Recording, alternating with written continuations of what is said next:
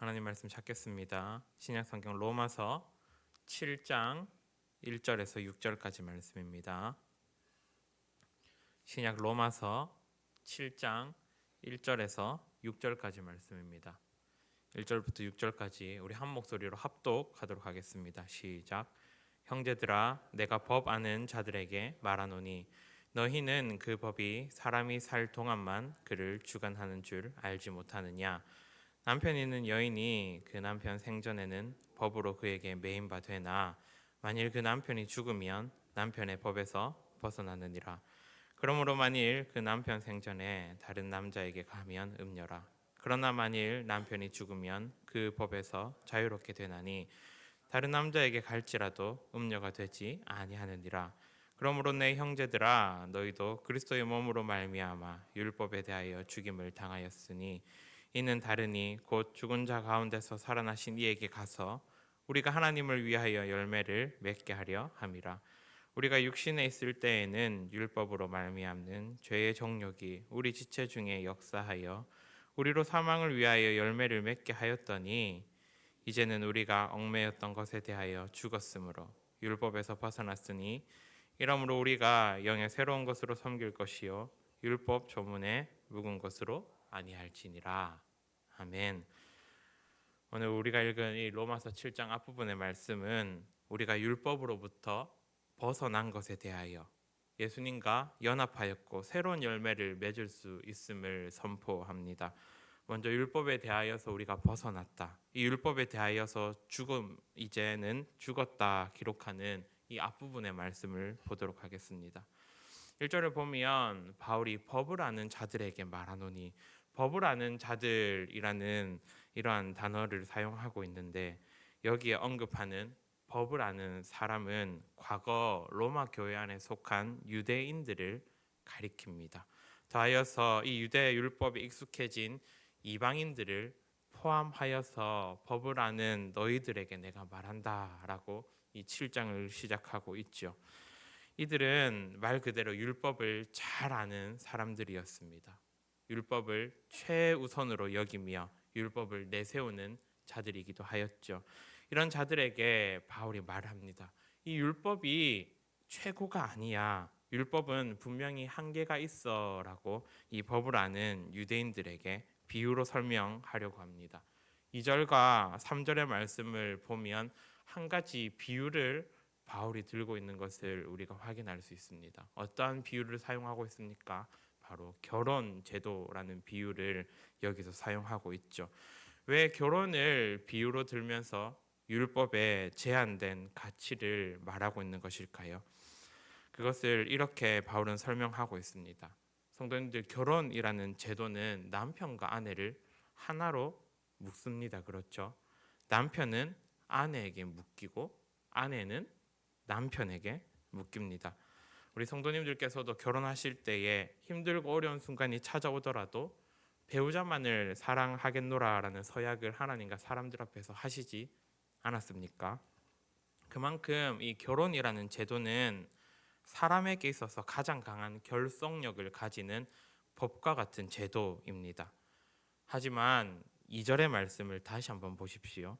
남편 있는 여인이 그 남편 생전에는 법으로 그에게 매인 바 되나 만일 그 남편이 죽으면 남편의 법에서 벗어나느니라. 아내는 남편이 살아있는 동안만 그에게 매이는 것입니다. 아내는 남편이 살아있는 동안만 그에게 복종하는 것이지요. 중요한 것은 뒷부분입니다. 2절의 뒷부분, 그 남편이 죽으면 어떻게 된다고요? 남편의 법에서 벗어나느니라 라고 말씀은 기록합니다. 다시 말해 이 결혼 관계조차도 죽음 이후에는 끝이 난다. 분명히 제한이 있다라는 것을 바울이 여기에서 이렇게 비유로 설명하는 것이지요. 바울이 정말로 말하고 싶은 부분은 율법도 이 결혼 제도와 같다. 분명히 가장 좋은 것 같지만 제한이 있고 한계가 있다라는 것을 비유로 설명합니다.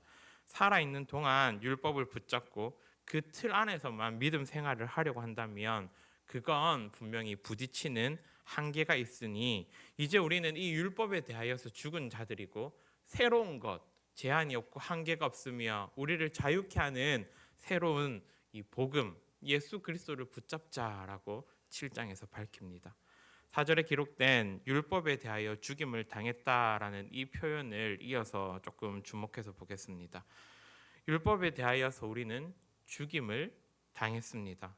하지만 우리 스스로가 죽은 것이 아닙니다. 하나님이 그러한 상태가 될 수 있도록 우리에게 관여하시고 개입하셔서 이제는 우리의 상태가 바뀌게 된 것입니다. 하나님이 우리의 상태를 바꾸시며 율법에 대해 죽게 하셨다라는 이 표현은 이제 율법이 우리에게 효력을 끼칠 수 없음을 지칭합니다. 율법이 더 이상 우리들에게 영향을 미칠 수가 없는 것이지요.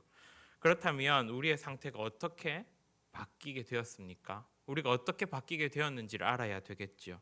이제는 율법으로부터 자유하여서 예수 그리스도와 연합을 이룬 자가 되었습니다. 예수님과 연합을 이루어서 새로운 열매를 맺을 수 있는 자들이 된 것이지요. 4절 뒷부분의 기록을 보십시오.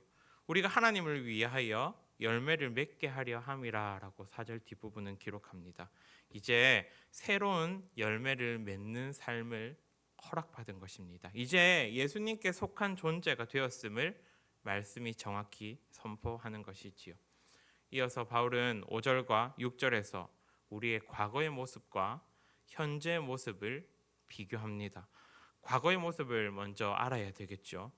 우리는 과거 율법과 육신에 속하여서 우리가 그때에는 생명의 열매가 아닌 사망의 열매를 맺는 자들로 살아갈 수밖에 없었다라고 말씀은 기록합니다. 5절이 기록하고 있는 이 육신이라는 단어는 하나님을 반역하는 인간의 안타깝고 연약한 모습이라고 할 수 있습니다. 그래서 우리가 잘 아는 7장 끝부분 24절 25절을 보면 바울이 이러한 탄식을 하지 않았습니까? 오호라 나는 공고한 사람이로다. 나의 육신으로는 죄의 법을 섬기노라 이렇게 탄식하기도 하였습니다. 이 육신에 속한 자들은 옛 질서인 율법에 속해 있지만 그 율법은 우리에게 구원과 생명을 줄 수 없는 어려움을 가지고 있었습니다. 그러나 6절이 기록하고 있는 것처럼 우리는 거기에서 벗어났고 영의 새로운 것으로 섬길 수 있는 새 상태를 이제는 누리게 되었습니다. 그러니 바울이 이렇게 우리들에게 알려주고 있는 것이지요. 이제 너희들은 새로운 상태가 되었어. 새 열매를 맺자. 사망의 열매가 아니라 새 생명의 열매를 우리 함께 맺어가자라고 이 아름다운 은혜의 복음을 알려주고 있습니다. 그리고 그 가운데에 예수 그리스도를 붙잡고 예수님께 속하면 이 모든 은혜를 누릴 수 있어라고 이 법을 아는 자들이라고 말하는 그들에게 또 아름다운 복음으로 변화되기를 소망하며 이 로마서 7장은 우리들에게 그러한 은혜를 말하고 있습니다. 그렇다면 성도님들, 오늘 이 본문을 통하여서 우리는 무엇을 알아야 하고 어떠한 은혜들을 누릴 수가 있을까요? 먼저 우리는 예수님과 연합한 자들이다라는 사실을 꼭 알아야 합니다. 예수님이 오시기 전 구약의 성도들은 율법의 가르침을 따라서 거기에 얽매이고 복종하고 그렇게 의로움을 지키려고 했습니다. 하지만 가능하였습니까? 가능하지 못했죠. 하나님께서 예수님을 통해 주신 이 복음은 우리에게 복종이나 얽매임을 강요하지 않습니다. 그 대신 그리스도의 복음은 믿는 모든 이들을 자유하게 하며 기쁘게 하는 생명의 말씀이 되어집니다. 이제 우리는 이 율법에 갇히거나 그 저주의 굴레에서 살아가는 자들이 아닙니다.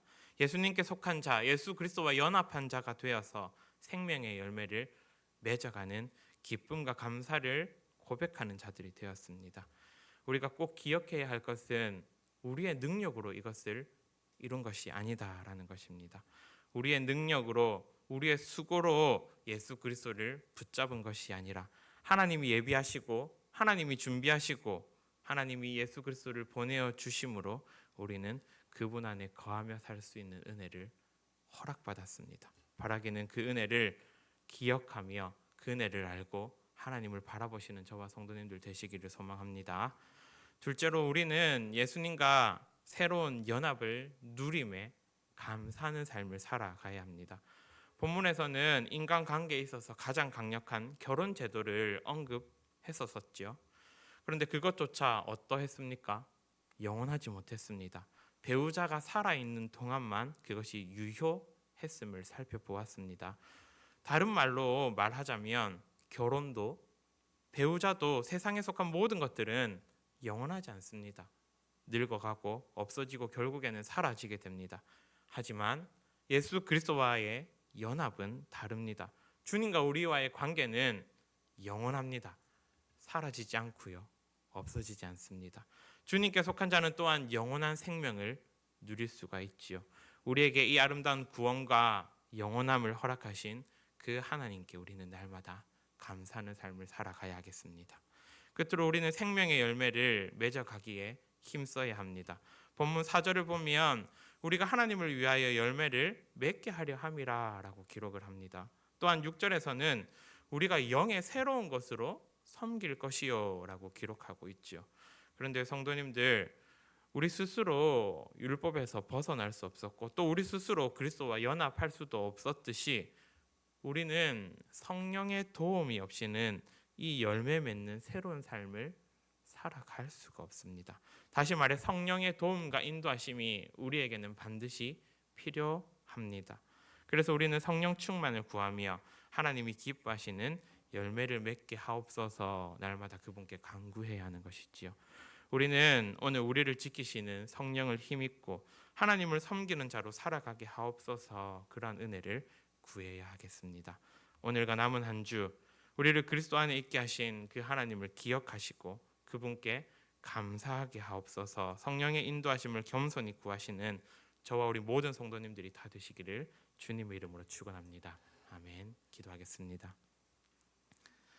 사랑과 은혜가 풍성하신 거룩하신 우리 하나님 아버지, 오늘 로마서 7장의 말씀을 통하여서 우리가 이제는 누구에게 속한 존재가 되었는지 다시 한번 살피며 하나님이 베푸신 은혜 앞에 감사하는 말씀을 보게 하시니 주님 참으로 그 은혜 앞에 또 한번 감사를 고백할 수밖에 없습니다. 하나님, 우리를 하나님과의 영원한 관계 안에 두게 하시고 예수 그리스도와 연합케 하시고 그리스도 안에서 새 생명을 영원토록 기뻐하고 누리며 즐거워할 수 있는 자들 되게 하여 주심에 감사합니다. 하나님, 그 은혜를 허락하신 하나님을 기억하며 눈을 들어 하나님을 바라보고 그리스도 안에서 우리들에게 부어주신 그 구원과 영생을 기뻐하고 즐거워하고 전하고 증거하며 나타내고 선포하는 우리 모두가 되게 하여 주옵소서. 하나님, 그런데 그 은혜를 우리가 이룬 것이 아니고 하나님이 허락하여 주신 것이니 날마다 성령의 인도하심을 구하며 성령 안에서 우리가 그 은혜를 더욱더 풍성히 누릴 수 있도록 날마다 하나님의 은혜를 구할 수 있는 겸손이 또한 우리들에게 가득할 수 있도록 도와주시옵소서. 모든 말씀을 우리들에게 영원한 생명을 주신 예수 그리스도의 이름으로 기도합니다.